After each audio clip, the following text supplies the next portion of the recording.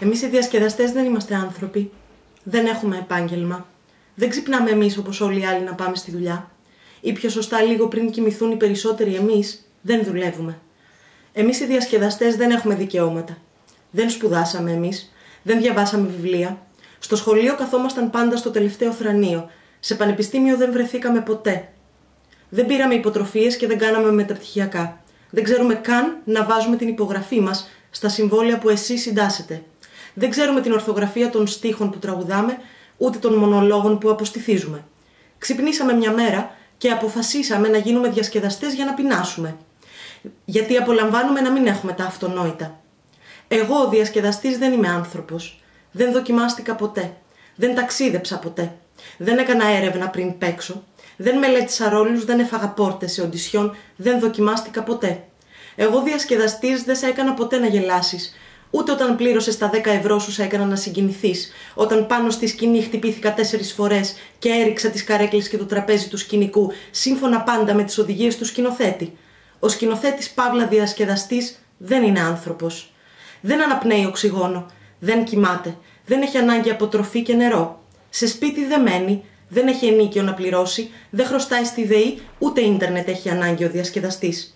Ο διασκεδαστής δεν είναι όν κοινωνικό. Δεν είναι πολιτικοποιημένο όν. Δεν ψηφίζει. Δεν έχει άποψη για τίποτα και δεν πληρώνει φόρους. Δεν κινείται στην πόλη. Όχημα δεν έχει. Δεν πληρώνει εισιτήριο για να μπει στο τρόλεϊ ή να πάει στη δουλειά του. Το όργανο που έμαθε να παίζει στα οδεία του το χάρισε ο Θεός. Δεν πλήρωσε για να το αγοράσει, ούτε τις χορδές στο βιολί του πλήρωσε. Ούτε δίδακτρα πλήρωσε για να μάθει τις νότες, τις συγχορδίες, τις κλίμακες, αντίστοιξη, φούγκα, σολφέζ. Ο διασκεδαστής δεν έχει ένσημα, δεν δικαιούται ασφάλιση, δεν εργάζεται ποτέ. Ο διασκεδαστής καλλιτέχνης δεν είναι επάγγελμα. Δεν έχει το δικαίωμα να είναι ελεύθερος επαγγελματίας. Δεν έχει το δικαίωμα να διασκεδάζει άλλους από εδώ και από εκεί. Ο λαουτιέρης ένα γλέντι δεν είναι άνθρωπος. Ο κιθαρίστας και ο ντράμερ δεν είναι άνθρωποι. Μόνο αν διδάσκουν σε οδείο που αναγνωρίζεται από το κράτος. Αν απλά παίζουν μουσική, δεν είναι άνθρωποι και δεν έχουν δικαιώματα. Ο διασκεδαστής πρέπει να πεθάνει για να αναγνωριστεί η αξία του. Αλλά ακόμα και αυτό παίζεται. Αιώνες τώρα και αιώνες τώρα μιλάτε με θαυμασμό για τους νεκρούς διασκεδαστές, που χάρη σε εκείνους έχετε έστω και ένα ίχνος πολιτισμού. Νεκρούς μόνο τους σέβεστε, τους διασκεδαστές. Και πόσο σημαντική πολιτιστική κληρονομιά μας άφησε εκείνος, και πόσο σημαντική ήταν εκείνη η ποιήτρια, και τι τεράστιο ζωγράφος ήταν ο άλλος, και πόσο σπουδαία φωνή είχε η άλλη, και όλα αυτά στον αόριστο χρόνο, γιατί μόνο νεκροί αποκτούν αξία οι διασκεδαστές. Όσο ζει ο διασκεδαστής, του αξίζει να ζει στην ψάθα. Πρέπει να πεθάνω για να αποκτήσει αξία το έργο μου. Μόνο νεκροί έχουν αξία οι διασκεδαστές και αξίζουν τα εύσημά σας. Δεν θέλω να πεθάνω και να με χειροκροτάτε. Θέλω να συνεχίσω να ζω αξιοπρεπώς. Ο διασκεδαστής δεν κάνει μία δουλειά το χρόνο. Κάνει πρόβες για ένα project και ταυτόχρονα παίζει σε άλλο. Ηχογραφεί στο στούντιο τη μουσική ενός άλλου διασκεδαστή και το βράδυ κουρδίζει το όργανό του για να παίξει live σε κοινό. Οι διασκεδαστές πάμε για ύπνο αργά και κουβαλούμε τα όργανά μας, τα ρούχα του ρόλου μας, τα παπούτσια του ρόλου. Κουβαλούμε τα χρώματα που θα βάλουμε στον καμβά και τα βιβλία που διαβάσαμε για να μπορέσουμε να γράψουμε κι άλλα. Κουβαλούν οι διασκεδαστές κάμερες, φώτα, σκηνικά, μακιγιάζ, χτένες για να βγαίνετε εσείς πανέμορφοι και υπέροχοι στα διαφημιστικά και τις καμπάνιες για το κόμμα σας.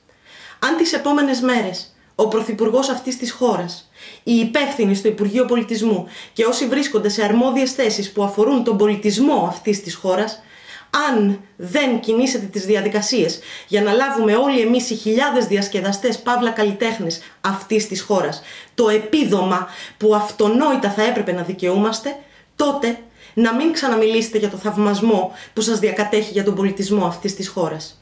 Να μην ξαναδείτε καμία ταινία. Να μην ξανακούσετε κανένα τραγούδι. Στίχους σε μουσική να μην ξανακούσετε ποτέ. Να ανοίγετε την τηλεόρασή σας και να παίζει μόνο ειδήσεις. Να βλέπετε μόνο το κακό θέατρο που παίζουν οι δημοσιογράφοι σας, οι περισσότεροι δημοσιογράφοι σας. Να μην μπορέσετε να παρακολουθήσετε καμία σειρά, μόνον ειδήσεις. Πόσοι νεκροί, πόσα κρούσματα, πόσα τροχαία, πόσος θάνατος. Να μην σας διασκεδάζει τίποτα. Τίποτα να μην υπάρχει που να σας διασκεδάζει. Να μην ξαναβάλετε τα καλά σας το Σάββατο το βράδυ να πάτε στο θέατρο. Ούτε την Κυριακή το απόγευμα. Ούτε να ξαναδείτε θέατρο της Δευτέρας. Αυλαία να μην ξαναδείτε ποτέ να ανοίγει, ούτε να κλείνει. Σε συναυλία να μην ξαναβρεθείτε ποτέ. Ζωντανά να μην μπορέσετε να ξαναπαρακολουθήσετε κανέναν τραγουδοποιό. Όλα τα βιβλία στα σπίτια σας να καούν. Όχι τα σπίτια σας, μόνον τα βιβλία σας να καούν. Τα σπίτια σας να μείνουν όρθια για να μείνετε κι εσείς κλεισμένοι μέσα σε αυτά, όπως μένουμε κι εμείς κλεισμένοι. Οι ταινίες σας να καούν. Κανένας σκληρός δίσκος να μην παίζει τις ταινίες που κατεβάσετε για να δείτε από τον καναπέ σας. Καμία σειρά. Η οθόνη σας να παίζει μόνο χιόνι. Να ανοίγετε το ραδιόφωνο και να ακούτε μόνο παράσιτα. Να μην μπορείτε να συντονιστείτε σε κανένα ραδιοφωνικό σταθμό. Να μην ακούτε κανέναν ραδιοφωνικό παραγωγό. Η είσοδό σας σε μουσεία να απαγορευτεί. Κανένα έργο κανενός καλλιτέχνη να μην ξαναδείτε. Να μην ξαναφωτογραφίσετε. Οι φωτογραφίες που θα τραβάτε να είναι μαύρες. Και ο φωτογράφος καλλιτέχνης είναι. Διασκεδαστής είναι. Να μην πληρώσετε ξανά εισιτήριο για να μπείτε σε κινηματογράφο. Θέση για σας στο σινεμά να μην υπάρχει. Μουσική να μην ξανακούσετε σε κανένα μπαρ. Να πίνετε το ποτό σας σε βουβά μπαρ. Διασκέδαση στη ζωή σας να μην υπάρχει. Να σας έρχεται στο νου μια μουσική, ένα στίχος από τα παλιά την ώρα που κάνετε μπάνιο και να μην μπορείτε να την ακούσετε κανονικά. Τα ηχεία σας να μην συνδέονται. Να μην διαβάσετε κανένα ποίημα ξανά. Να μην σας απαγγείλουν κανένα ποίημα ξανά. Σενάριο να μην ξαναδιαβάσετε. Να βγαίνετε για συνέντευξη τύπου χωρίς μακιγιάζ, χωρίς φώτα, χωρίς ήχο, χωρίς κάμερες. Μοντάζ να μην κάνει κανείς. Ούτε να φτιάχνει την ποιότητα του βίντεο σας. Να πηγαίνετε σε γάμους και βαφτίσια και να βλέπετε τους μουσικούς πάνω στη σκηνή να κουρδίζουν τα όργανά τους και να μην ακούτε τίποτα. Να μην ξαναχορέψετε ποτέ. Και οι χορευτές, διασκεδαστές καλλιτέχνες είναι.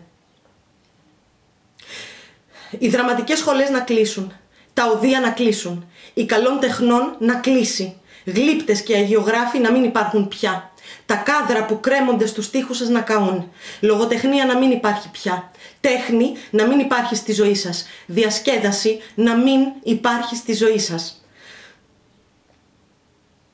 Σας είμαστε άχρηστοι.